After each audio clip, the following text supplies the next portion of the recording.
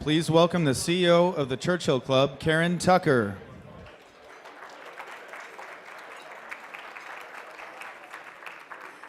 Thank you very much. Thank you. Welcome. Welcome. So glad that you're here. We have a very special treat in store for us this evening as we talk about consumer drones. And we will get to our speakers in a moment, where we will hear from them what they're excited about, maybe what they're a little bit nervous about, and certainly where they see the opportunities for innovation, economic growth, and creativity.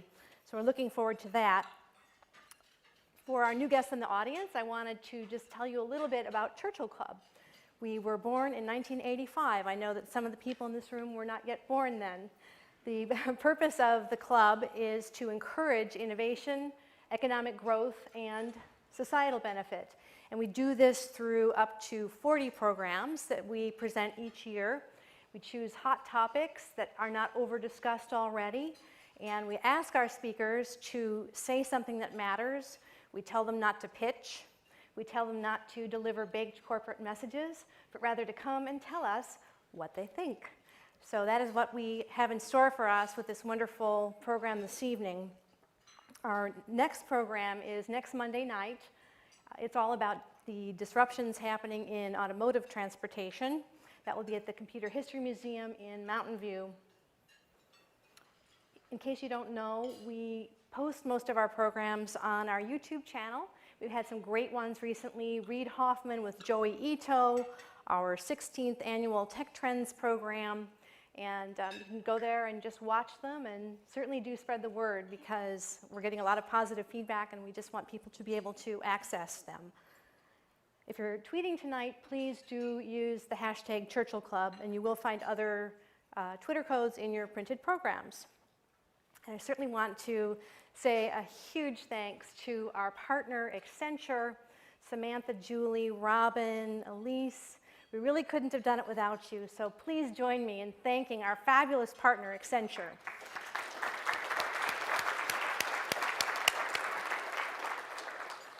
And now it is time to bring up our speakers, starting with our moderator, Robin Murdoch from Accenture.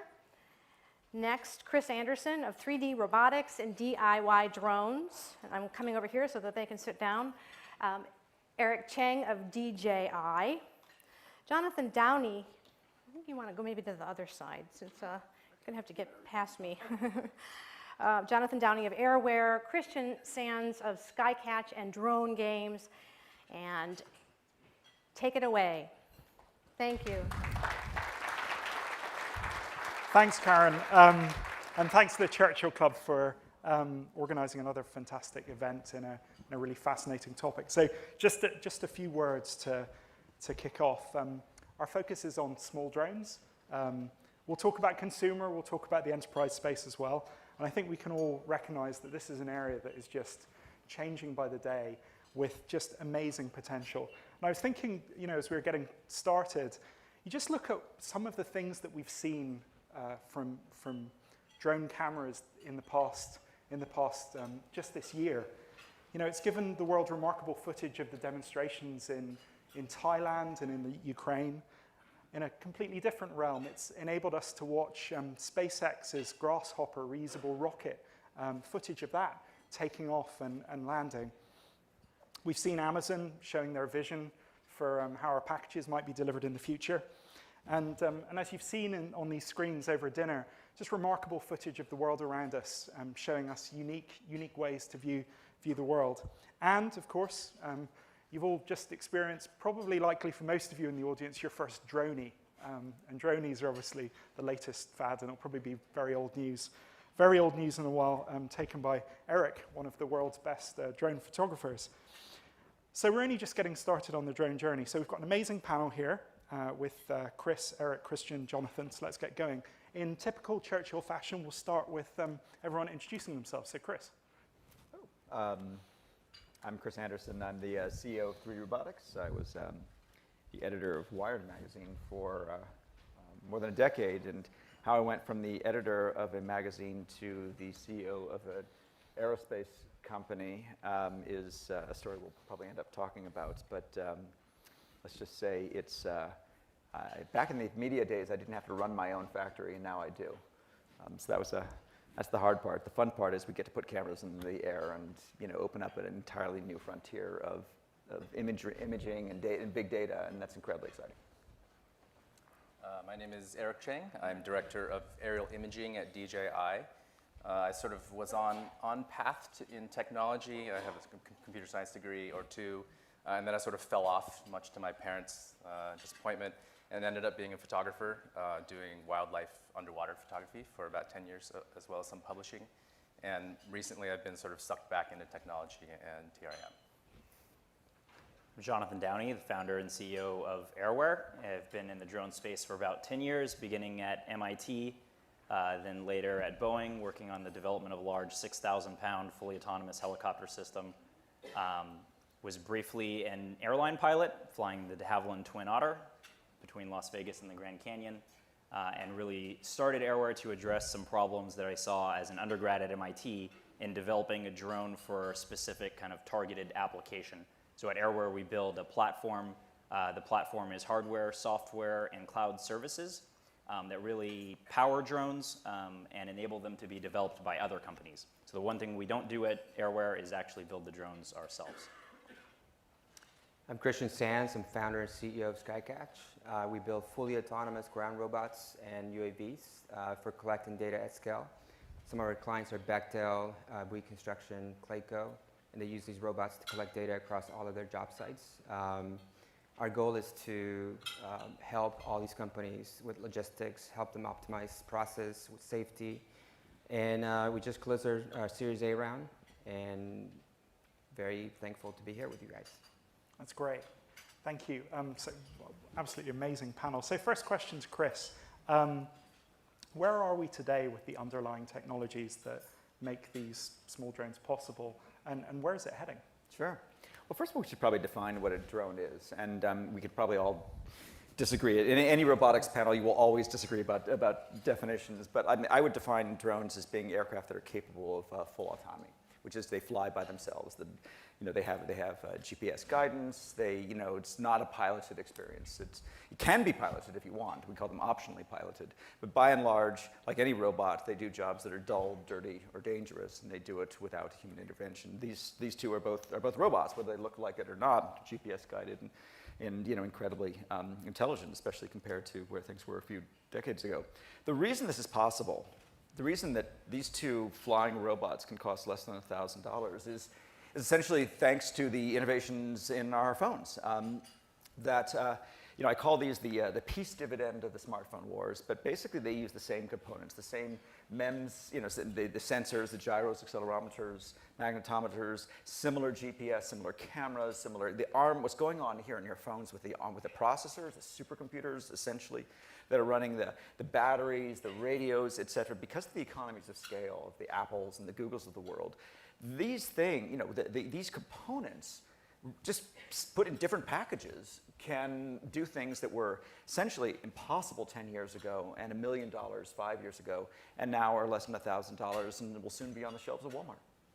Eric, from a photography perspective, what are the advances that you've seen and enable you to do the amazing footage that we've seen tonight? Well, the ability for these things to be stable in space is something that photographers have been looking for a long time. Everybody who's had a GoPro in the past has put it out as far as they can on a pole, so they can get that hero shot of themselves doing something that they think will make them look cool. This is sort of the extension. You sort of let go of the pole and the camera flies away and perhaps follows you. A lot of these things are happening sort of, as we sit here today. Every week there's a new development out or a new company trying to do something like that. And so for the creative pursuits, these things are opening up something that we couldn't really have, we dreamed about. I was going to say we couldn't have dreamed about them, but I dreamed about this, 10 years ago and thought, wow, if only I could just have a flying camera, and now we have them. Just one other thought on that. For all of human history, we've been basically stuck. Our perspective has been stuck at eye level. And now for the first time in history, we can see the world the way the birds do. And without the skills necessary, without having to be in the air, which is dangerous, without having the skills of flying something, cameras can now be positioned arbitrarily in space. And the question is, now that you have the boom of a Spielberg, the crane of a Spielberg for free, essentially. What are you going to do with it? Right. Now, Jonathan, you're obviously attacking the space in a different way. As we look at that arc, why are you going after the space that you're going after specifically? So photography is a really interesting application, and I'm equally excited about it. At Airware, we believe that drones are going to be used for such a wide variety of different applications, everything from agriculture to infrastructure inspections, inspecting power lines, pipelines, bridges, levees, oil derricks, oil and natural gas exploration, land management, anti-poaching operations, some of these of which we're involved in now. We really think that to address such a wide variety of applications, you need a platform so that companies who are developing a drone for a specific application aren't either leveraging a black box solution that they can't meaningfully extend in hardware and software, or they're not having to do it all from scratch and develop all of that themselves. They can focus on the pieces of hardware or software that are really meant to be differentiated for their application. So that's what we're building at Airware. And Christian, you're addressing a number of challenges in the space, but specifically battery technology is one that you're doing some unique things around. Can you talk to us about that? Yeah, I mean, our strategy or our vision is not as exciting as some of the stuff that these guys are doing in terms of filming kite surfers and all the cool stuff. We work with miners and construction people, and we try to, early days, try to figure out how to make their jobs more efficient and more productive. And so early days, I spent a lot of time just on the field trying to figure out if this is actually useful for them. And after a lot of weeks and months, I discovered that it was. Ran into a couple of people. One superintendent once said, he's like, at any given point at this construction site, there's at least 100 questions in people's head today that can be answered just by seeing something. And if they see that, they can answer that and move forward. Basically, what he was saying is that I can shave days off construction, and those are millions of dollars. So that was really what motivated me to start the company at Skycatch. And our biggest challenges today in technology that we're solving with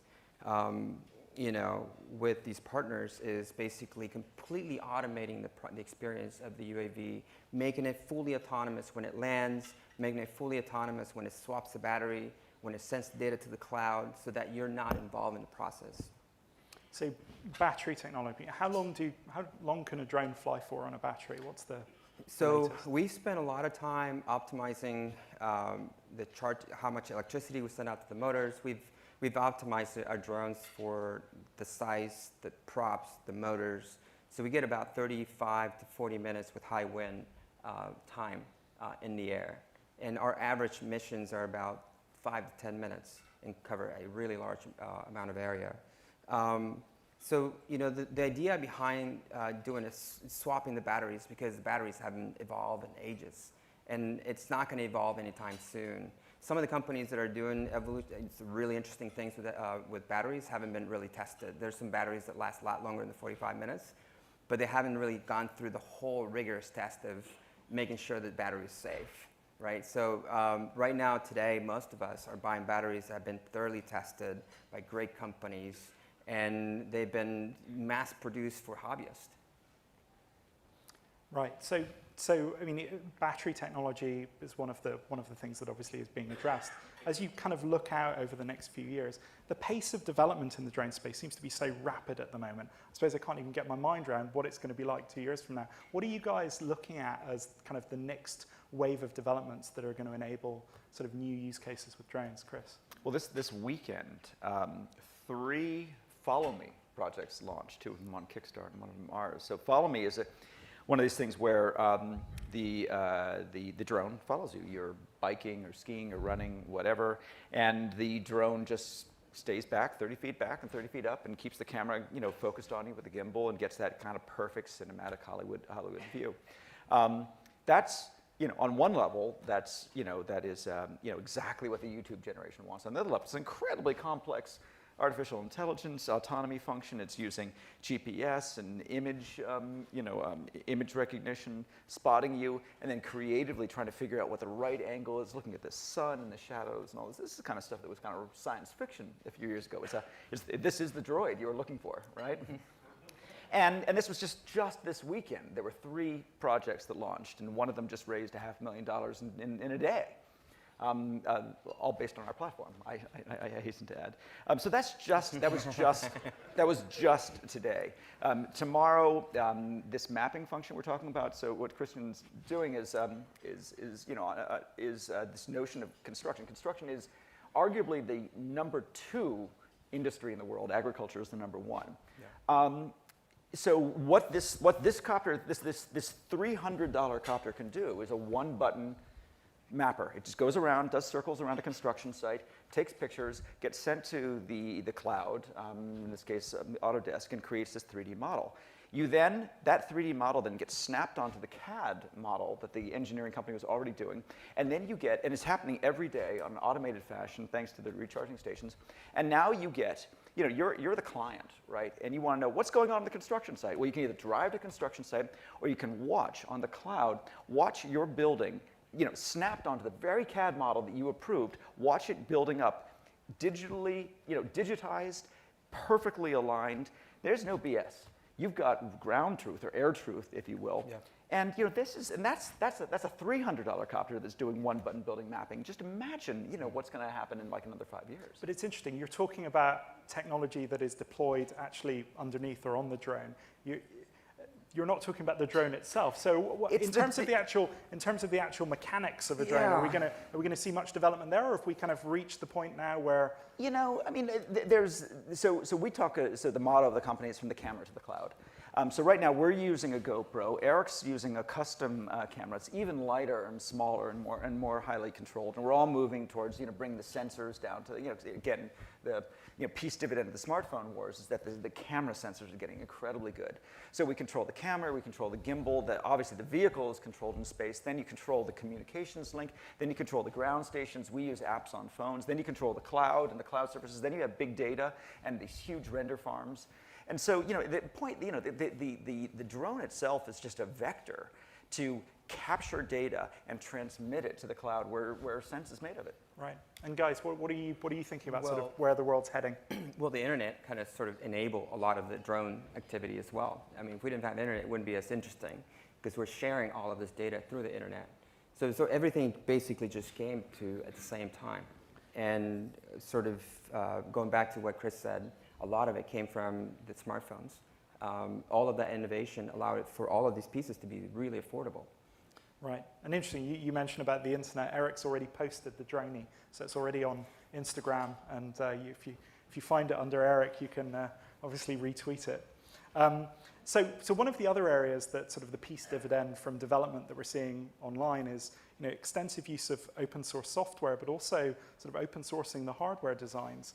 And I know that in speaking to you all, although you're in separate companies, you seem to be collaborating around the common code, the common designs. It's probably one area that I have a different perspective. The open source projects are really exciting. It's certainly what got myself into the space to some degree and a lot of the people on our team. I think as the number of applications broadens and as these drones are going to be deployed above people's homes and flying around people's heads, I think safety and reliability are going to become kind of more and more paramount in this industry. And I think that that's an area that open source is likely to struggle in, and that if we look at the model that most people use on their phones, most of the application-specific software, the features that all of these startup companies are building their business models around is developing the apps themselves, less around kind of getting into and modifying the Android kernel, if you will. Right.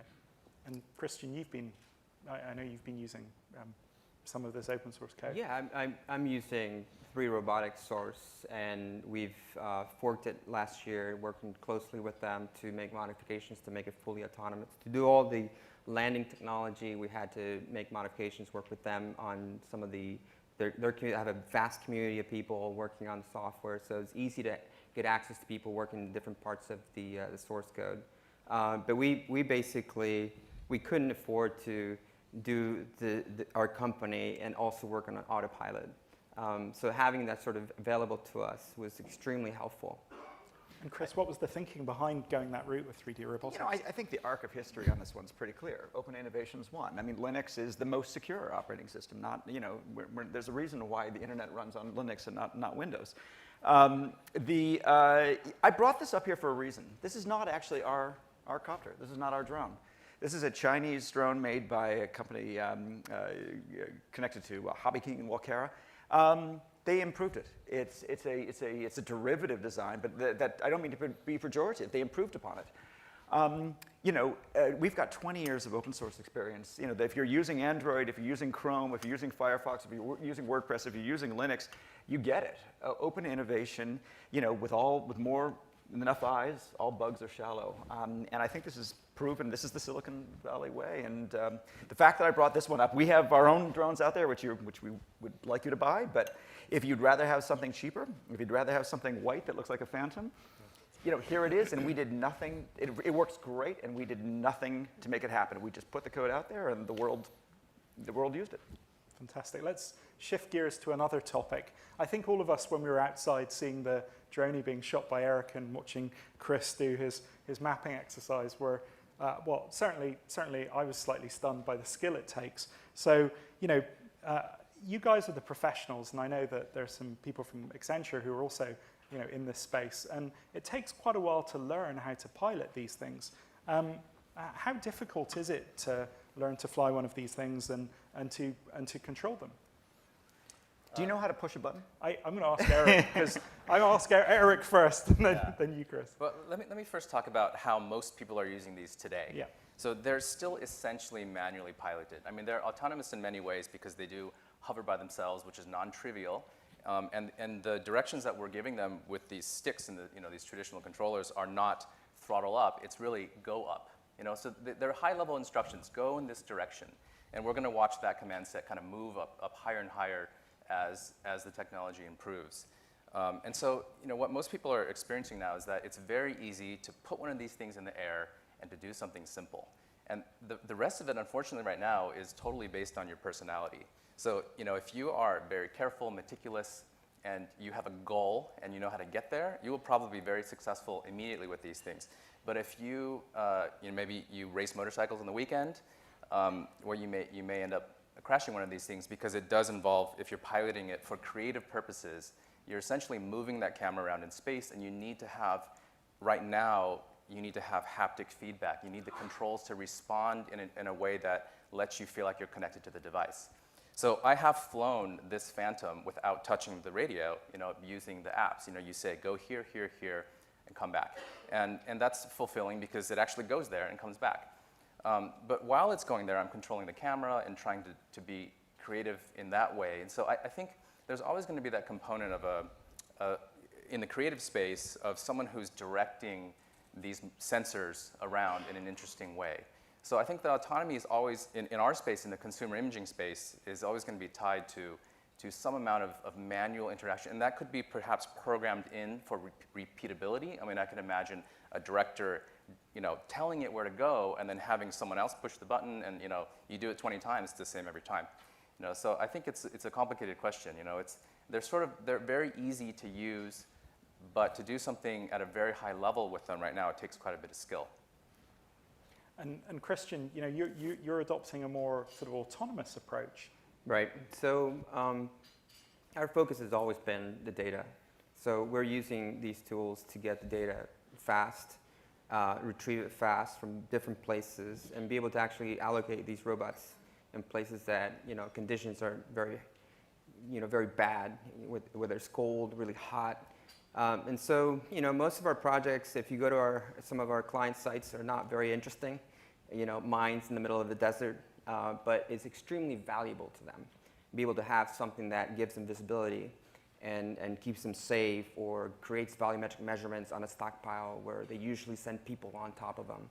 So, you know, in terms of our technology, we sort of, you know, we used to tell investors is it's almost like, you know, in a world where you have no bikes, and we basically had photographers that needed to go around a construction site really fast. We created a bike for them to get on it and just go around. But our focus is not the bike. Our focus is the data that's coming back to us. Right. Right. So through creating the bike, we mixed, creating the wheels, and then we used some of his, Chris's products to create the handle so that it directed the right way. But our focus has always been the data. And how is that sort of autonomous control evolving, Jonathan? I mean, Yeah. in your platform, you're looking at supporting and controlling multiple drones. How is that playing out?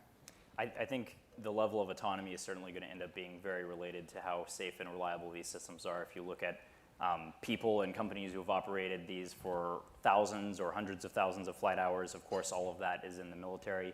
And a very significant portion of their losses are all related to pilot and operator error. And so as we develop the software to make the aircraft highly autonomous, and as you mentioned, put things like enforced workflows in place so that there's somebody who can create a mission, somebody who can check and make sure that's a safe mission, and maybe someone entirely different who's going to actually operate the vehicle by driving their van out there, hitting go, and flying the vehicle, where data processing and kind of generation of analytics and insights may happen completely differently and kind of as part of the cloud. I think a lot of that's going to be part of what makes these systems more safe and reliable to operate, as well as things like see and avoid, which is in development, and the development of algorithms that can take into account where the other vehicles are located, whether they're cooperative aircraft or non-cooperative manned aircraft who are part of the same airspace system, I think are all areas that we're working on development. Yeah, sense and avoid is going to be really big. That's something that's in everybody's mind. How to solve that very efficiently without using a lot of power. Your colleagues actually are doing something there. Are you going to introduce them at some I will. I'm not going to focus on pitching Accenture tonight. Okay. That's all right. I'll focus on you guys. If you guys poke around the little copters there, I think you'll see cameras and interesting. Yeah, there's some interesting demos and examples where we're working with a variety of different clients. Turning back to this topic, though, I look at a control like that, and I don't really know how it works. I suppose as you look at this evolving, are we going to have to get certified? Is it going to be like getting a license to drive a car? Well, back in the days, you always had a certification to be a hobbyist, right? You needed to. I used to fly fixed wing, and I was certified, and you had to pay. And I think all of you probably certify hobbyists. But today, it's sort of kind of gone away. You can just fly them yourself. You don't have to have a certification. Before, you used to go to a certain spot to fly. Now you can just fly anywhere. So I think that we're gonna. I mean, Jonathan had a really great idea. In terms of the FAA, I think they should establish something where they force people to, set up some sort of certification where you say, in a year from now, we're going to require everybody to be certified if you want to run a business, if you want to fly drones. I think that's a phenomenal idea that will keep people away from doing crazy things.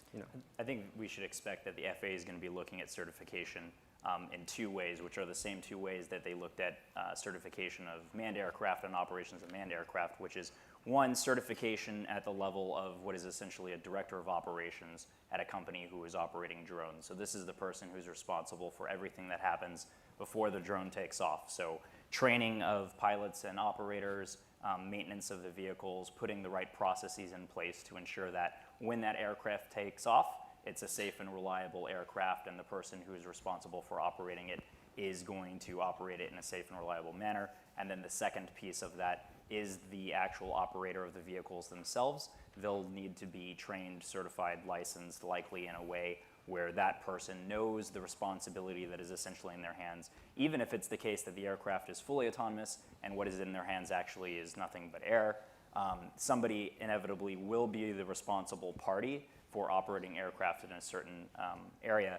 And then I think the other very interested party that I think is going to be a critical piece of the puzzle is insurance companies themselves. Right now, about 1 in 50 to 1 in 100 companies that is seeking insurance to operate drone aircraft is actually able to get that insurance underwritten. And so the insurance providers and the underwriters of the insurance are going to play a very key role as well in establishing what some of the processes and procedures, how some of the aircraft are designed, what some of the software that's powering them is. It's really going to enable and determine how and where these aircraft can be used and for what purpose. So Chris. Yeah, I mean, at risk of being a little, introducing some drama, I mean, really? This costs $299. You can buy it on Amazon. You're going to need a certification to use this? It shows up under the Christmas tree. children use it. Do you really think the FAA is going to require this bit of plastic, which, by the way, is going to parrots is going to be coming out in November. It's going to weigh about a pound, maybe. It's all foam. It's going to be the hot toy. It's going to be the hot toy. It's going to be fully autonomous. Everything you described is going to be a toy under the Christmas tree. It's going to be the hot toy this Christmas. FAA certification? So I know the panel is consumer drones, but somehow I got invited anyway. So certainly our focus is a little bit. And I'm happy to expand the focus. A lot of our focus really is different. It's on kind of enterprise-grade commercial applications, of which some can be addressed with kind of a very small camera from your cell phone. There's a lot of other applications that require carrying of larger equipment, larger camera systems, multispectral, hyperspectral cameras, carrying of systems for actually taking air into the aircraft itself, for doing analysis like air quality and looking for certain particulates in the air. There's applications where, so there's a wide variety of applications that many of our early customers are addressing, where the absolute minimum size of the aircraft is 2 pounds or more.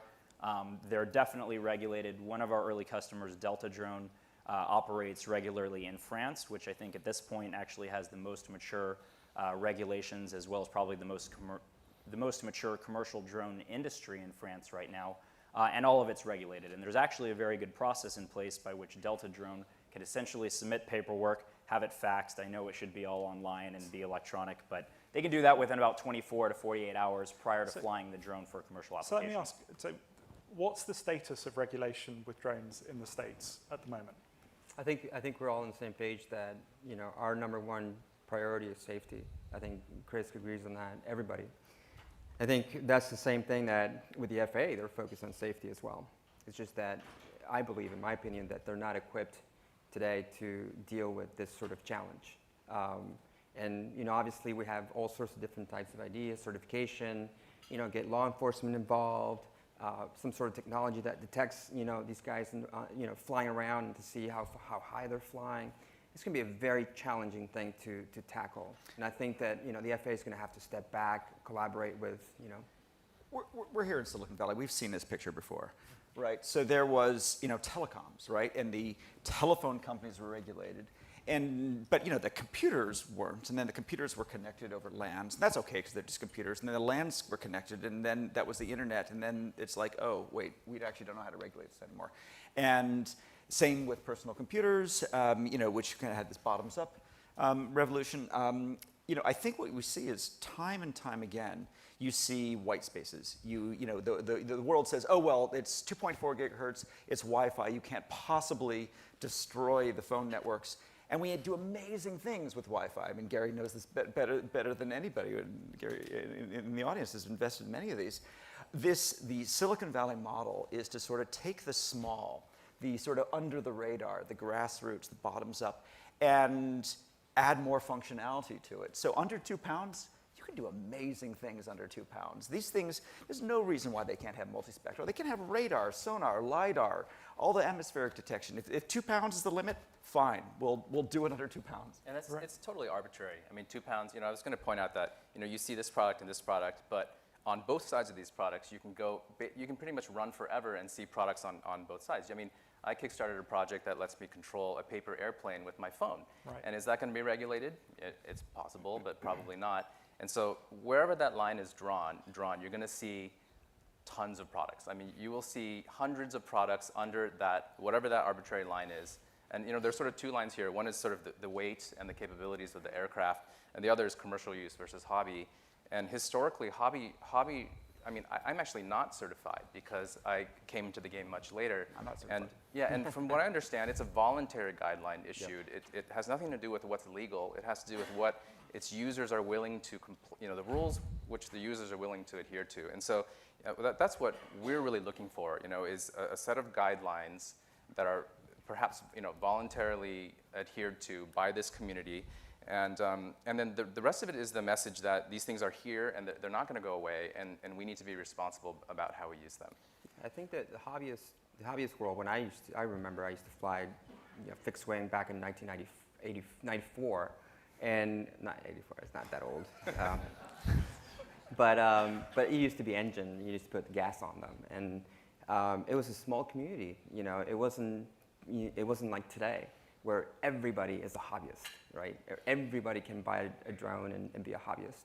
So back in the days, it was a small community. Everyone knew each other, typically. You got the same news and the same updates. Things weren't shared on Facebook or Twitter, you know. It was just you looking at this thing, you know. So things have changed dramatically when it comes to the guidelines that they put together way back when, and it just doesn't fit the landscape today. Right, it's interesting. I mean, I funded the Power Up paper airplane as well on Kickstarter, and you're right, I don't imagine that's going to be regulated. Can we turn to camera technology, Eric? Because obviously that's the world that you're focused on. You know, how is that evolving? I mean, you know, when are we going to see 4K sensors on these devices? And you know, what's going to be possible?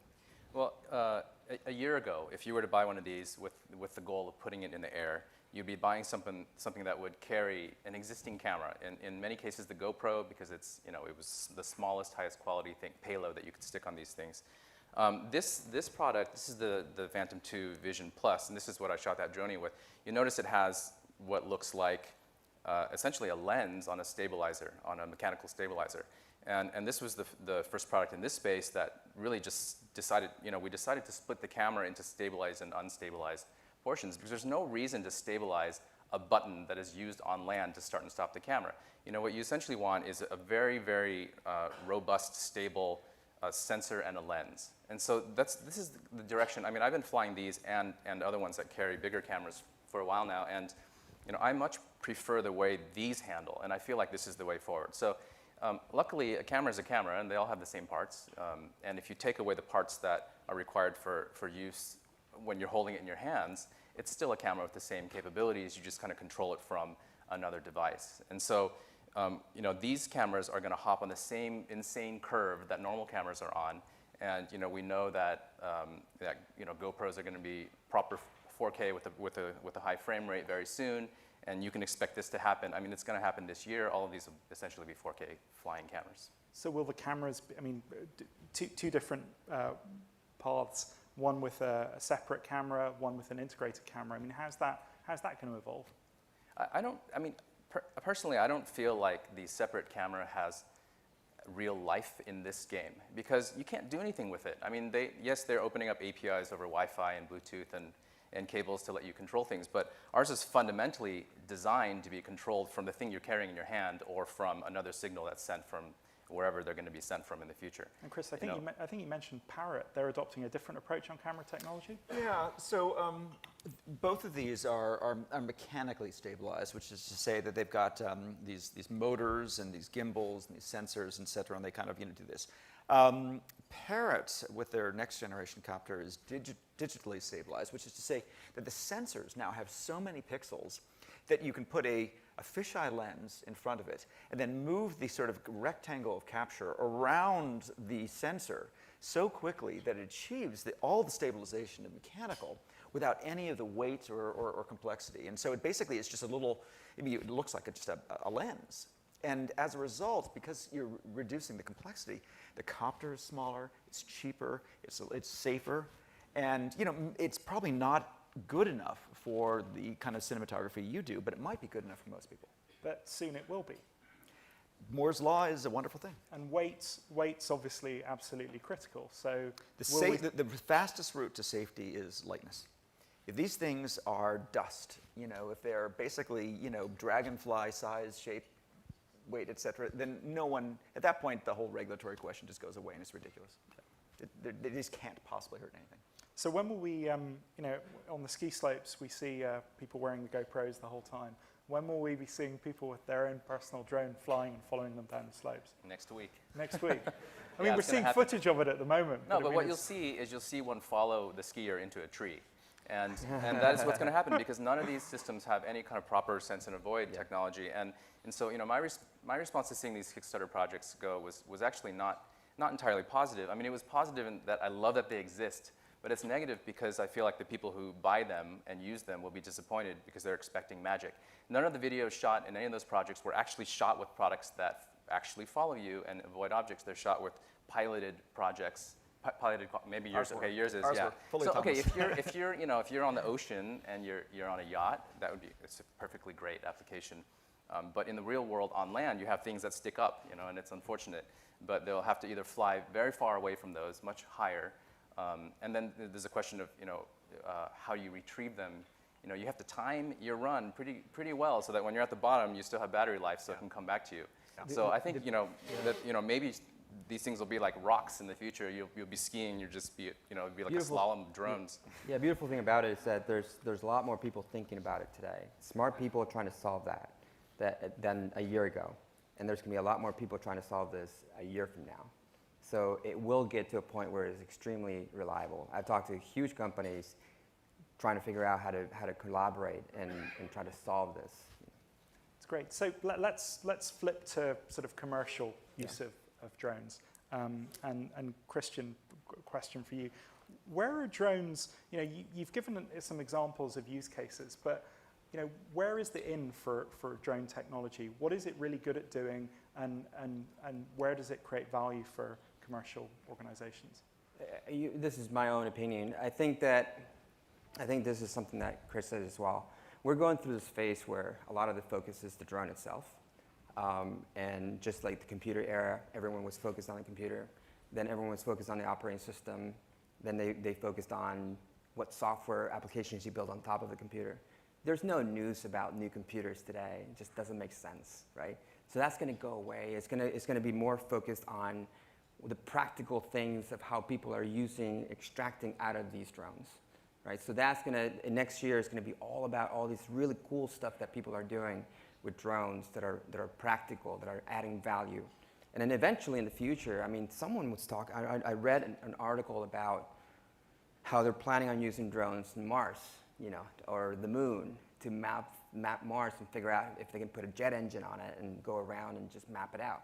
So there's, people are going to, you're going to see a lot of this application 5 years from now. There's going to be a lot of innovation. We've been able to get this far in just such a small amount of time. 5 years from now, all of this innovation is going to be a lot smaller, cheaper, far more reliable. His software is going to be all of the software is going to be far more reliable. Battery is going to be far more reliable. So the opportunities are incredible. We had someone asked us if we could build a drone for cleaning windows at high rises. So people are creative out there. So people who are building platforms like Chris and Jonathan are going to be able to provide for all these different rare use cases that people are coming up with. But it's interesting. Some of the examples you give are aligned with improved safety, so you don't have to expose workers to risk, but also increasing productivity. So you're getting straight to what you need doing, and you're not having to worry about the safety and setup. Some of the use cases I know that your product's being used in. For us we're using some tools that these guys are building to collect this data, and we're teaching all these industries how to use this data. So we spend, some of the projects we're working are fascinating. I'd share some of them with you. We sit down with construction workers every day, and they superimpose these images on top of the screen, and they draw circles on top of it. They print them out. And we have 100 to 200 people using our images at these very incredible sites. They print them out. They take them out to the field. And the other day, someone lost something in the middle of the field, and we basically launched the drone and created a new map, and they were able to find this one item that they were looking for just by looking at our high-res images. So that's just collection of data and being able to see things right away. We want to go beyond that when it comes to data. We want to be able to detect things on the ground, alert people via SMS messages, the crane move, or the panel took 5 minutes, the construction site was 3 years. Let me analyze that data to tell you exactly what were the pain points, what were the areas that you could have improved on. The piles were depleted, not fast enough. All of those things are going to be tracked. Just 2 weeks ago, we had a construction site where they found a stockpile being gone, and then the contractor came back to recharge them for the stockpile, and they were able to use those images to say, you took this pile away, and then they brought it back, right? So they were able to catch those guys and recharge them. They fired them, but that sort of accountability didn't exist today. Now you're also putting, the different sensors are being attached to these devices. What are some of the creative you were mapping. That clearly wasn't being done entirely with an image sensor. Yeah, that was actually. That was it? just a GoPro. Software does amazing things. It takes these images and just does feature recognition and stitches it together. The big picture here is that, we, like many other industries, are digitizing the world.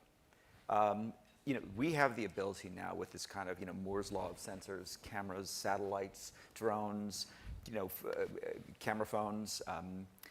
We have the ability to now measure the world around us, bring this into the internet, the cloud, the digital world we already have, and start to make sense of it. Agriculture is a great example. That's what's called an open loop system. You plant, you wait 6 months, and you hope for the best.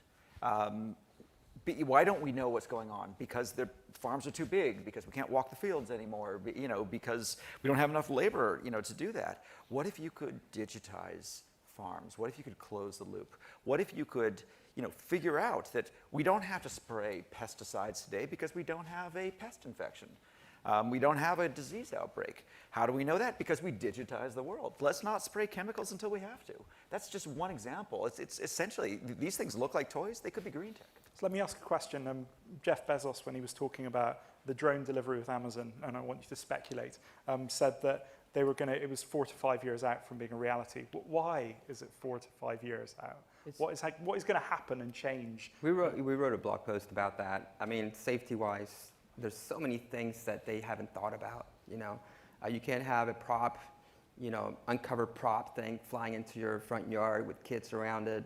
There's things that Chris and I talked about. There's a lot of things these guys need to think about before you go into that world.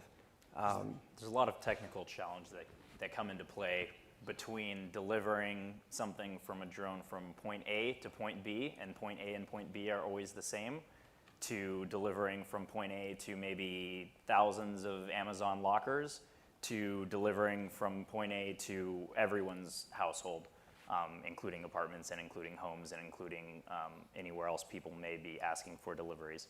So the broad scope of that picture, I would say, is likely much farther than 5 years out, and may, in some cases, in some areas, likely never be possible from a regulatory standpoint. But maybe applications where something's being delivered from a known area to a known area, I think, are some of the applications for delivery that we're going to see first. Some of our early beta customers are researchers at MIT who have a Bill and Melinda Gates Foundation grant to demonstrate the delivery of vaccines and medicines in areas of Africa and Southeast Asia, where the place you're delivering to is kind of a known quantity and the place you're leaving is a known quantity, and the case is a life-saving scenario. And so there's a high motivation to make sure that this happens. That's another thing that's really key, like working with autopilots, knowing your weight. You can't have that as a variable because it complicates the autopilot. So carrying things, it needs to be a fixed weight in order for it to be efficient. Now, Jonathan, you mentioned sort of the social good aspect of drones. I'd be interested to hear more about those examples of where drones are actually, doing social good. Well, given that we're building a platform, and so we're focused not on a single vertical or application, but kind of all at the same time broadly on a lot of the applications. One of the things we did early at Airware is we actually took a wall and we just started writing all of the different things on the wall that we thought drones were going to be used for. And we, of course, came up with a lot of the common commercial ones that we have talked about here. But then we also kind of had a section of the wall where we wanted to come up with some of the things that we hoped and we wanted to see drones really used for, and that's where we came up with things like anti-poaching operations and wildlife conservation, and aerial delivery of vaccines and medicines, and those are two examples that we have been involved in since. Any other? One of the interesting requests we got early days, Walmart found us through AngelList of all places. And they asked us if, this is something they publicly talk about. They do. They use satellite imagery to figure out how many people go to the stores. But they wanted to take a step farther and find out how many people go to the stores based on their ad campaigns or their commercials on TV, right? So being able to map that and correlate that based on, so I did this ad campaign and 30 people showed up to the store globally and also regionally. Is huge. Another person was talking about a satellite company that's just sold to Google. how they're selling imagery around the all the manufacturing plants in China that are Apple manufacturing plants, where they can tell if they're manufacturing a new Apple phone, because they see the trucks going in and out, right? So they're selling this data to different people. And you can see how valuable that can be. That's great. So we've got like 5 minutes before we'll go on to Q&A. But let's talk about like the business opportunity, where the money is. I've seen prediction by I think someone whose company is actually in the audience tonight around the drone market by 2025 driving almost $100 billion of economic value. The FAA saying in a couple of years there are going to be 10,000 drones. At the moment, 10,000. We sell more than that in a month. Right. So I was wondering why the FAA was coming up with a number quite so low. Yeah. Maybe they're talking about bigger ones. But so where is the value today? How is it going to evolve over time? I mean, clearly there's money in hardware today. Yeah, so I mean, it starts with hardware, and then it very quickly becomes data, it becomes services. So right now, these things are just basically a way to get sensors into the sky. What you do with them is the big opportunity. So we think that, so we make our money from hardware today. We're essentially a software company. We're very happy to have other people, make the hardware. And at the end of the day, nobody cares about the drone. They care about what it can do, and whether that's video or whether that's still or whether it's pure data. Like everything else in the valley, it ultimately turns to a cloud service. Going back to what Chris said, fast forward, what these guys are doing is enabling the public to sort of like what Uber did for anybody to be a driver, right? They're doing the same thing. You can be a real estate agent and have a drone and fly it and provide sort of services to people that you couldn't do before. You can be a search and rescue person with a drone and you utilize these drones to find people, with the data and all of that. So the amount of things that are gonna show up in the next 3 to 5 years are just gonna be unimaginable today. So the value will accrue to services, data. It won't accrue to the hardware space. I think satellites are a precedent for this. Climate Corporation is a great example. Climate Corporation said, hey, we'll take the satellite data and we'll sell it to farmers. And the farmers said, I don't know what to do with the data. And so to their credit, Climate Corp went back and asked the farmers, what do they want? And the answer was, well, we got this variability in our crops. We'd like cheaper crop insurance. And so they took the data and turned it into sort of actuarial analysis that allowed them to generate cheap, better crop insurance, and became an insurance company and sold for $1 billion to Monsanto. So I feel like I can't wait until the day when drones are boring. Yeah. Because I don't really, so I've been using these basically every day for some number of years, and I still get excited because they fly, but it's just a tool. And when I'm using these, I'm not thinking about the drone anymore. I'm thinking about what I'm doing with it. And I don't care about it. It's just a thing that can get a camera somewhere or a sensor somewhere. Yeah. You see that in most people who use these things a lot. And it changes a little bit if you're a sport flyer and you like to do flips and fly fast. The technology is changing fast enough so that you're always interested in what's coming out. But I'm interested in flying longer, flying more stably and safely, and getting better picture out of it. I don't think very much about the other features of the drone. You're seeing that with journalists too. Journalists are getting bored of just reporting drones. Yeah. I mean, this is about robotics in general. Robots are things that don't work. The moment it works, it's a dishwasher. And I can't wait for these things to turn into dishwashers. They do a job. Who cares? I'd love to take the word robotics out of our company name.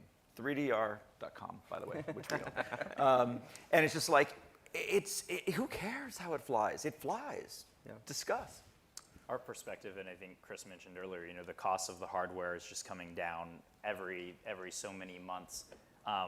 We have the viewpoint that, just consider the cost of the hardware free. Yeah. If all the hardware were free tomorrow, where is the value? The value is in the software, and software specifically that requires fewer people on the ground to operate the aircraft, that software that enables you to operate them in a fully autonomous way, software that allows you to decrease the risks associated with using the technology, software that helps you be compliant with whatever the regulations are as they're coming out and what the insurance requirements are.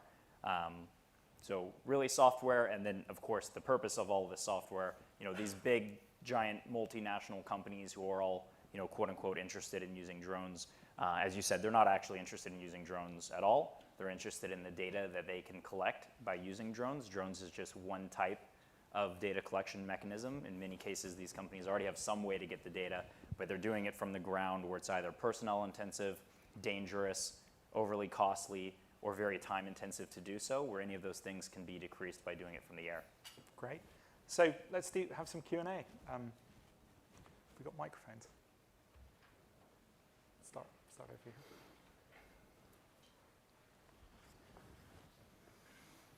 Thanks. Two questions.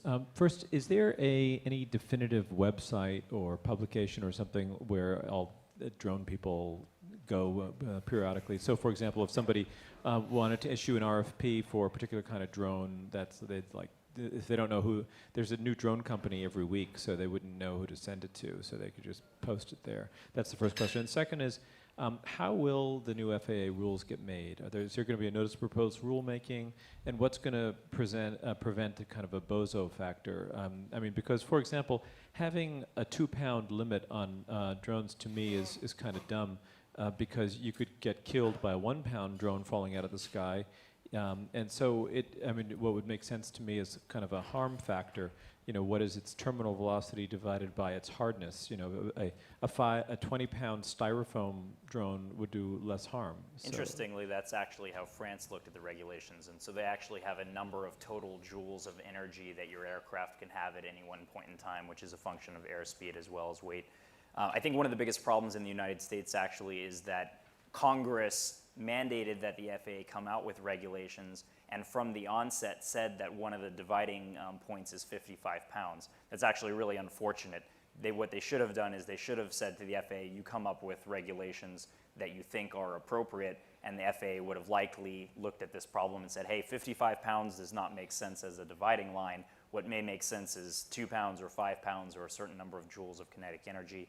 And it's certainly the case that in other countries like France, they have dividing lines at much lower weight classes than 55 pounds. The way to think about it is really there's the sort of manned airspace territory, which is sort of like 1,000 feet and up, and there's the unmanned, the space where manned aircraft don't fly, which is below 1,000 feet. Above 1,000 feet, what you're really worried about is plane-to-plane collision. So what would take down a jetliner? You know, 55 pounds would definitely take down a jetliner. Would 2 pounds, that's sort of bird-sized. You know, it depends on friable versus non-friable materials, et cetera. But you kind of sort of say, if a jet engine ingested this, would that be a terrible thing? And that should be the limit. Then below 1,000 feet, now you're talking about running into trees and telephone lines and, you know, children and that kind of stuff. And there you have, you know, different, you know, there you're talking about personal safety. And I totally agree. I don't want 2 pounds landing on my head, which is why I'd like to have this down to about 6 ounces. The other thing that really exists at lower altitudes and well below 1,000 feet is manned helicopter flights, including search and rescue, police, as well as life flight flights. They are almost always below 1,000 feet, actually. Helicopters are more efficient the closer to the ground that they fly. And as well, especially in agriculture, crop dusting, within the last 2 years, there's already been multiple incidents of small unmanned aircraft nearly colliding with crop duster aircraft. And a 2 to 4 pound aircraft is a large obstacle to hit at 70 miles an hour in a plane that only weighs 1,000 pounds. There's, you know, the question is, what's the right sandbox? 83 feet happens to be a number arbitrarily in the law. 83 feet was, I don't know, some chicken farmer back in World War II decided that airplane flying below 83 feet were scaring his chickens. So there's actually, the number 83 feet is not regulated. Now, whether that's enforceable or not, but you just tell me what the number is. 6 ounces, 83 feet, you know, whatever. Well, you know, I think we can innovate around that. And the question. How are the rules going to get made? Is it an NPRM process? There's a committee called RTCA. So the question was, how are the rules going to get made? Part of the process is there's a subcommittee, RTCA 228, in which there's both people from the FAA as well as several industry companies who are involved in coming up with part of the process and proposed rules. Later this year, the FAA is supposed to actually release what their proposal for the rules will be, which won't take effect until next year, and that's specifically for smaller unmanned aircraft. So the other question that was asked was, how do you keep up to date in the space? Like, what's the forum that you're all that one should go to, or is that really yet to form? So at Airware, we sit on RTCA 228. We also sit on the ASTM Standards Committee F38. Which is tasked with creating the act. So once rules are in place, what are the standards your aircraft, your hardware, and your software have to comply with in order to be used for commercial operations. Should we on to the next question? Also, Sorry. SUAS News, right? That's a site. Patrick is here somewhere. There he is in the back. That's where I go, SUAS News. He collects a lot of breaking news about this space. And then, unfortunately, in the consumer space, if you're interested in just hobby flying, you really have to go to the forums, and they're not very friendly. So just a little word of warning. Yeah, there's a couple of C-SPANs where the head of the FAA talks about the challenges of setting up the laws. And one of the biggest challenges, and we have a lot of relationships with the FAA as well, is working with law enforcement, working with cities. How are they going to enforce these laws? And it just becomes extremely expensive if you start thinking about having these guys flying around and police having to be responsible for enforcing these things. You'll see courts and filled up with people claiming that they didn't break the laws and have no proof. So it's definitely a big challenge on that end. We are sort of tackling the private space area where a lot of these companies that we're working with have insurance for things falling off the sky. They have hard hats. So, and they're massive companies, Bechtel, for instance. They're sort of they're proactive at working with the FAA to figure out a plan of attack with them rather than trying to circumvent them. Great. Next question, please. Hi, I'm Eric Klein from Lemnos Labs. Chris, you made a great comment, which is that we're digitizing the world. Oh, hi, over here. We're digitizing the world. And my question to the panel is about privacy and ownership, which is what happens when I digitize my neighbor, or what happens when I digitize my competitors or valuable data. Well, how do you guys look at that going forward? I get this question a lot. And the first thing is that a lot of people just are not aware of what the FAA regs already are. So flying over your neighbor's backyard is illegal. Well, I mean, it's banned by FAA regulation. Whether that's a law or not is a matter of debate. But you can't fly over populated areas. So anybody who's flying over your backyard is essentially an FAA violation, subject to a cease and desist and $10,000 fine. Privacy aside, and privacy, by the way, in the United States is incredibly fragmented because it's based on a community standard reasonable expectation of privacy, which varies from region to region. So we have something like, 80 city and town legislative processes right now to try to figure out. And privacy is also a moving target thanks to traffic cameras and Facebook and camera phones, et cetera. So I think that, at least in the United States, where we don't have a kind of monolithic privacy rule as they have in Europe, it's going to be solved more on safety purposes rather than privacy. Because the one thing we can agree on is we don't want that thing flying over our backyard, whether there's taking pictures or not.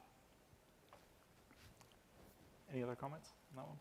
I would just say that there's a lot of existing tort law in the space as well around privacy, and in many cases, flying over your neighbor's yard and taking pictures is actually more of a civil case than it's going to be a criminal case or a case where the FAA needs to be involved at all. Also, a lot of people don't really know what these are yet, and they don't know what kind of cameras they carry. So they assume that if they can see one, it can see you. And that's really not the case. You might be 10 pixels in a resulting picture. And 2 weeks ago, a guy was attacked by a woman on a public beach because he was flying one. And he caught it, luckily, all on video. And Pablo's only complaint was that it was vertical video, which shouldn't be allowed. I know. And he was attacked because she said he was a pervert, and he was doing, and he posted the footage he got, which is very high level. It's like if you're looking at the Grand Canyon, that's the kind of shot you get. And she just didn't understand what the thing was and what he was doing with it, and chose to attack him for it instead. Also, one of the things people don't think about until they actually see them is that, so you can put your camera phone, you can just hold it over the fence, and you can take a picture of your neighbor, and they have no idea. You fly one of these buzzing things over their head, they totally know. So next question. Yes, so are you getting any pushback from industries you could potentially be disrupting? For example, if I made my business out of operating a crane camera or doing helicopter shots for movies, I'd be looking at this as rather threatening. I think for many of the industries, they're looking at this technology as a tool and something very complementary to the existing way that they're doing it, and also as something that's going to increase the total market size. So companies who are doing existing power line inspections by manned helicopter, for example, are actually very excited about adopting this technology so that they can actually do some of the miles of inspection of power line that maybe are not economical to do today via manned helicopter with drones. Eric, in terms of sort of cinematography, I mean, Yeah, it's an increase in possibility. So the whole space gets a lot bigger, and you have these existing players who are doing perhaps something the old way, and there might very well be a good reason for putting a big helicopter in the air, and there are many good reasons. I mean, in the specific case of Hollywood, they've already been using these. I mean, when you see aerial shots in movies, chances are they were not taken by a helicopter. They're probably taken with a drone or an octocopter or something, and they've just been under the radar because it's not allowed. You know, you're not allowed to do this commercially by, you know, according to the FAA.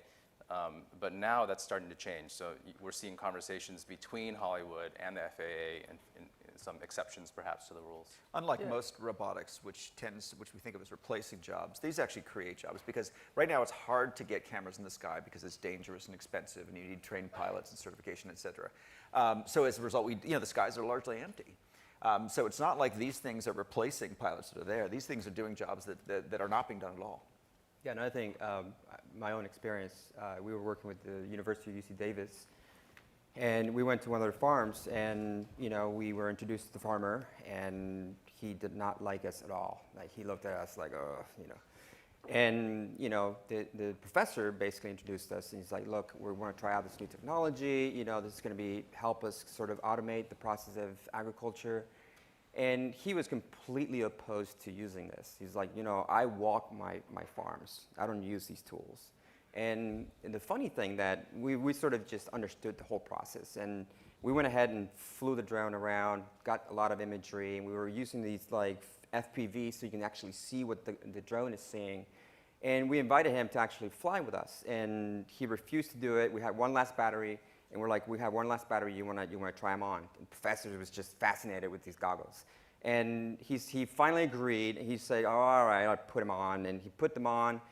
And he's like, can you fly to the left a little bit? Can you fly to the right? Can you go forward a little bit? So that was beautiful. It's like you always need someone to analyze the data. And that's what he was doing. He no longer has to walk, but he can still analyze the data using these tools. Okay, next question. Hello here. I've heard about Facebook new NGO, Internet Org, something like that, and they want to provide internet signal to everywhere, right, to remote places. What's the big challenge you see here for Facebook to provide internet with drones, internet signal? One of the big challenges is flying at such a high altitude. So the way they're proposing doing this is using solar-powered aircraft flying at about 70,000 feet. The benefit of flying at 70,000 feet is that controlled airspace actually ends at 60,000 feet, so that's helpful.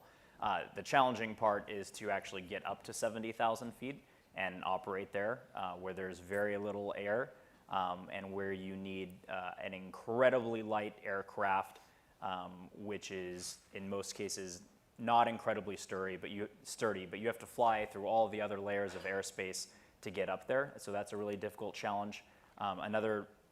That's an altitude that's nearing space, and so you actually have to harden your electronics and your software to deal with things like radiation.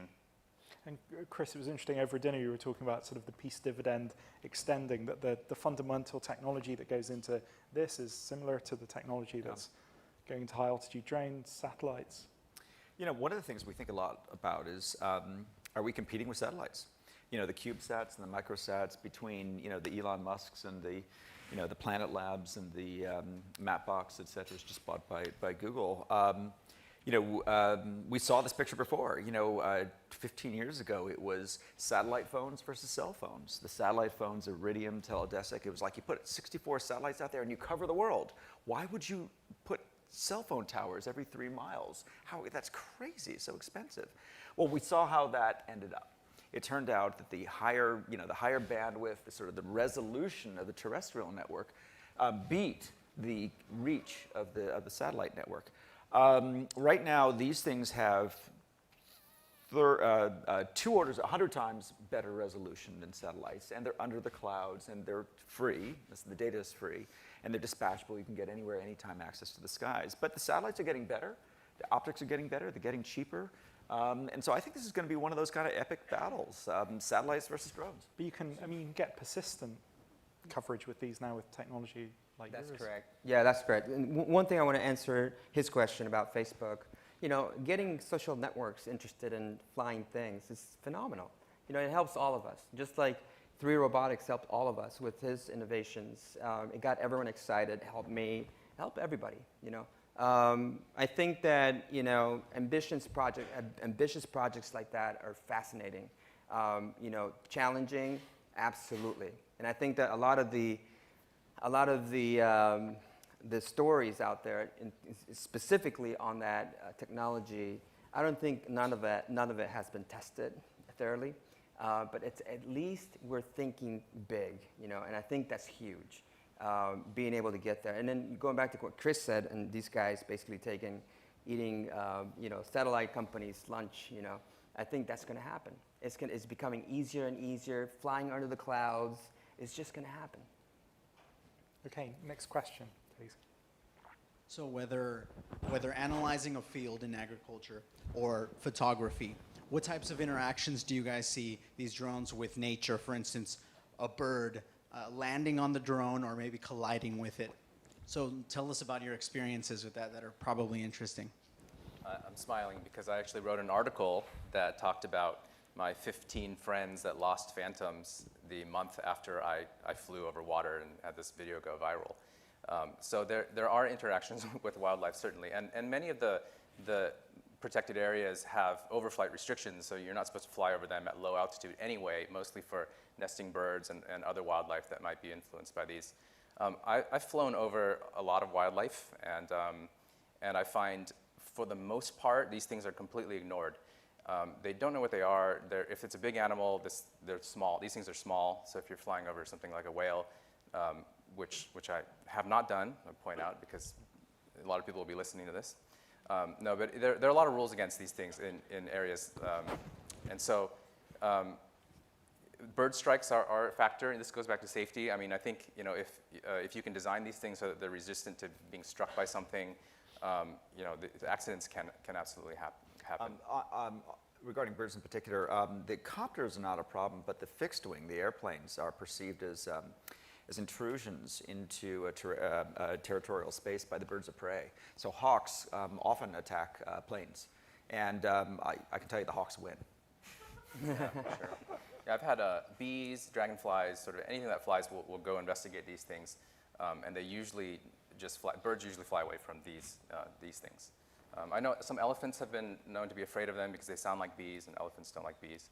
So you have to sort of look at each animal and see how it might respond. But mostly it's looking at where you're flying to determine whether you should be flying there. That's the most important thing.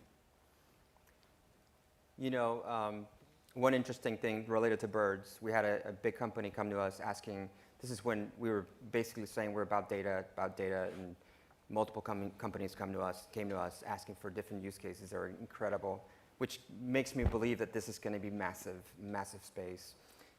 This company basically wanted to hire us to, dissuade birds away from these, what do you call it? These turbines. Turbines. And we were, the contract and the deal was attractive enough for us to say, let's try it out. And we did a test, and it's extremely challenging, right? So you're trying to keep birds away from these turbines. And, birds get used to you, and, they get scared first, but they get used to you. They go right past it. So it's sort of, as we put more of these things in the air, I think birds are just going to get used to these things flying around. I'll give you one last story. The California condor is an endangered species, and they've been attracted north by ranches, by cows, and carcasses, et cetera. But their natural territory is down in Baja, and so the people who are in charge of the San Diego Zoo and others who are in charge of helping with condor conservation want to encourage the condors to move down south. So what they do is they they drop these cow carcasses on this sort of breadcrumb trail down south. But how do you tell a condor that there's a dead cow 10 miles away? And it turns out that these birds look for these circling columns of other birds. Well, how do you ensure, you don't have a lot of time. You drop a dead cow, you want to get a circle of birds going. How do you catalyze a circle of birds? And the answer is a drone. You get basically a drone to circle over a dead cow. From a distance, it looks like another bird of prey. The condors are like, whoa, food, boom. And you just keep doing it, every 10 miles all the way down to Baja. Wow, that was a good question. Thank you. Next question, please. Hi, over here. Way over here. We've been talking a lot about drones as flying objects in terms of pound, 2 pound, 20 pound. But as you said, Chris, they could become like dust.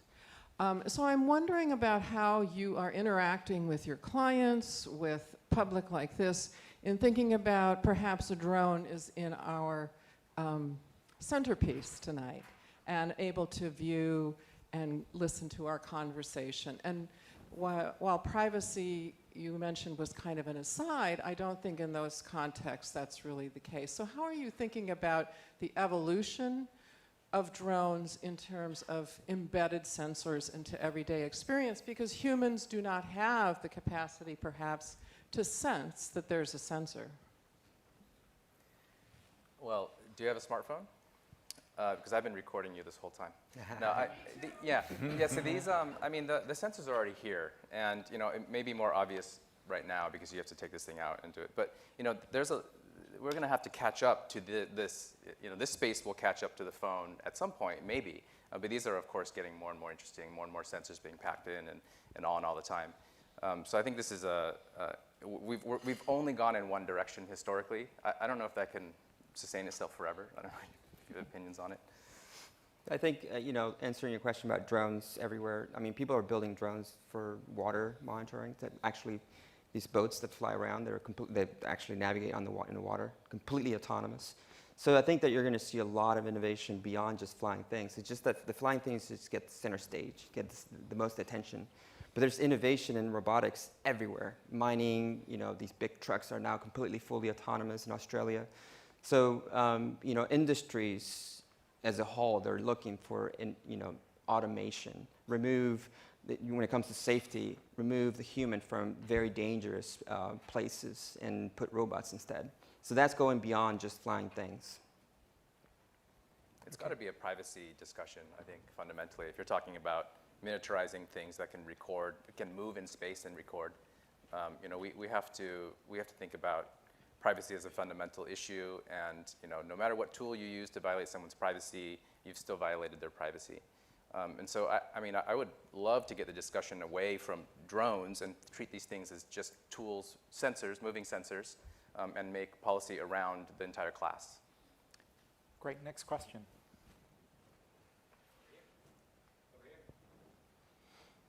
This question is in response to Jonathan's statement about hardware becoming free.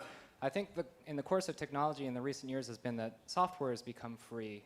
And probably about every new service I enroll in today is with free software. So you seem maybe not so concerned about this trend, and I was curious how that mentality works and how maybe the business model works around that. Certainly a lot of web-based software begins as free, and it's definitely the case that a lot of people, especially large enterprises, end up paying for a lot of that software. I know I personally pay for a lot of software, as well as our company pays for a lot of software. Isn't it also that, this is just difficult. Some of the scenarios you're talking about, where you're using multiple drones, you're driving significant value, maybe not cleaning windows, but there's significant value at stake here. I think of the drone industry in its state today as having a lot of corollaries to the early kind of computer industry. And it's certainly the case that people started by building a lot of hardware. They're building it in their garage. They're building things like the Altair 8080, where what you really bought was this big brick of hardware of which there was very little software available for it. Then there was the emergence of things like the personal computer, where a lot of the, initially you're buying hardware, then there's the emergence of things like operating systems, which I think we all saw both DOS and Windows become the platform of choice for a number of decades. And then, software moved into the web. And then I think we began to see eventually a model that was a lot more around maybe software that's free, but data that's paid for. And so I wouldn't be surprised at all if we see kind of a similar progression in where a lot of the value is in this space as well. I agree. So our model is we give away the bits and we sell the atoms. We give away all of our software is free. It's all open source. We happen to make money by instantiating the software and hardware, and we sell some of that, and other people sell some of that as well, and we get our share. But I agree with Jonathan. I think ultimately the data is going to be where the value lies, and the services around that data. And in fact, you mentioned that a lot of the services you signed up for are free. They're not free. The product is you, and you're paying in a different currency. So the data is what is important, and that's why it's free. The other thing about the hardware becoming free is that there are consumables in all of this stuff, and it's the battery. So I think all the other stuff may get free, but batteries you have to replace, and they're not going to be free. Okay, next question. Hi. So Eric, you mentioned a few times that the drone is just a tool. So we've heard how it's a tool to collect data and stuff, but I'm curious about specifically in the world of art and cinematography, like whether it be a Scorsese film, ESPN, The Next Blue Planet, what is it that the actual cinematographer will be able to do that they've never been able to do in the past, ignoring legality and privacy, et cetera? Yeah, there are, the great thing about creative arenas is that it's really up to the people who are out there with the tools doing these things, and it's whatever they can dream of, they can do. And so, we really think about these as cameras you can arbitrarily position. And so it's mostly the low altitude stuff. Anything that's close to the ground, that's beyond reach, is new territory. And what we're seeing now is a mad rush for people to collect as much of that footage as possible because it's all new. The first video I had go viral was just a video of surfers. That was it. And I went out for a morning for fun and shot it, and no one had seen that. No one had filmed surfers from 15 feet up before and tracked them as they were going down waves. And it's not a particularly great video by today's standards because it was done a year ago, but it captured the imagination of a lot of these people. So it's really, cameras that can stay in one place, hover very precisely at low altitude, that create all these new opportunities. And there are some significant challenges. Like, these things make noise. They're big. They have the possibility of crashing, and you don't want to damage a fragile environment or people. And so there certainly are challenges. But if you go, if you just do a YouTube search on drone videos, you'll find virtually every kind of low altitude imagery imaginable. And some of it is incredibly creative. And a lot of it is just actually people having fun in their backyard. So it's, this the whole spectrum. Yeah, it's interesting as you look at the rise of GoPro being used professionally with the Deadliest Catch, etc. One of the things that's amazing about GoPro is for camera people, it's kind of disposable. It can get damaged. When will drones be considered disposable in that kind of context? I think we're sort of already there because they're similarly priced. This costs less than the high-end GoPro, and well, you have to add a GoPro to it. But they don't cost very much, and I think of them as being tools that are essentially disposable. If you're working in imagery, you've already spent a lot of your money and time on gear, on travel, all these things, and these are relatively inexpensive when compared to all those other costs. The thing that I'm worried about when you talk about them being disposable is littering. You don't want to really consider them to be disposable. If you go to some national parks now, like, to see a beautiful arch, you'll find phantom propeller parts all over it because everyone's tried to fly through it. So you really want to think about these things as being, and the batteries, can catch fire. There's potential for bad things to happen. One of the things we're actually been working on with some of the scientific sensing is actual disposable drones, where the airplanes, where the foam was made out of biodegradable sort of corn-based foam, and you send 100 out and none come back, but the data comes back, and they this is things in the Arctic measuring, the temperature of pools. And what happens is when they don't have to come back, it doubles the range. And they land in the water, the foam melts. The very small number of metal bits, sink to the bottom. The batteries are a slight issue. We have to resolve that. But the foam, we've solved the foam. It's worth it. Just one last thought on the kind of the creative elements. We have set our this is the golden age of videography. We have in our pockets these most extraordinary cameras and software and a standard based on YouTube and GoPro that we now have the ability to tell our own stories, to record our own lives of cinematic quality. And this is just one more of those tools. If you watch ESPN or an NFL game, you get there's these cameras on wires, and you get these incredible aerial shots. Why shouldn't your kid's soccer game be recorded with the same fidelity? Now you can. That's great. We've got time for one more question. Here. Good evening, everybody. Regarding the application of drone for delivering goods in rural or urban area, and especially looking ahead when we're going to have like hundreds of drones flying, how do you consider the problem of the air traffic, also the air traffic control? Who's going to monitoring and manage? Is it going to be private or the public agency? So how can you see that? We're working with NASA to explore some options of building out what is considered a low altitude air traffic management system, specifically for very small UAVs for this kind of futuristic application of something like aerial delivery.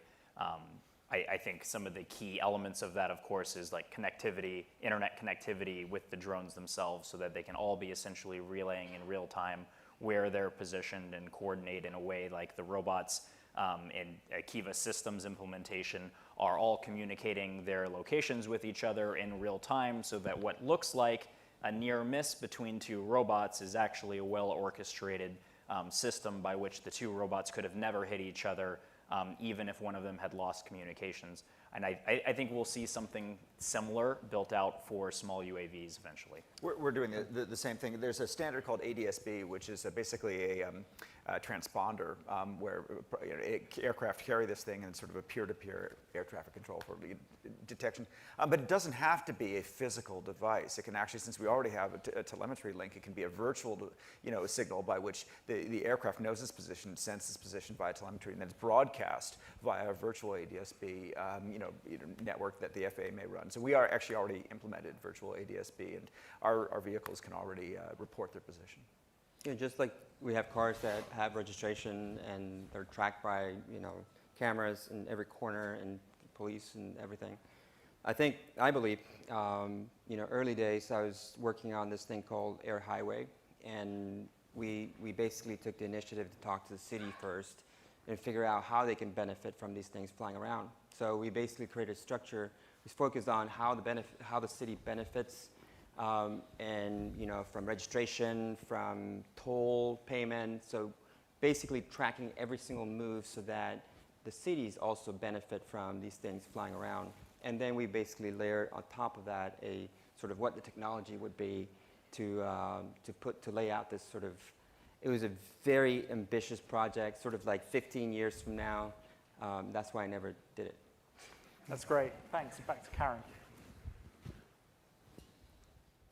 Just want to say thank you to our speakers so much for being so sharing with your perspectives. Really appreciate it.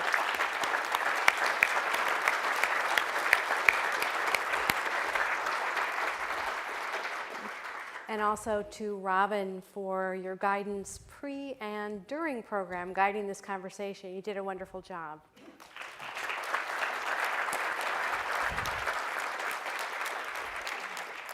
We have a small gift for you. It is the speaker t-shirt of the Churchill Club. Please wear that in good health.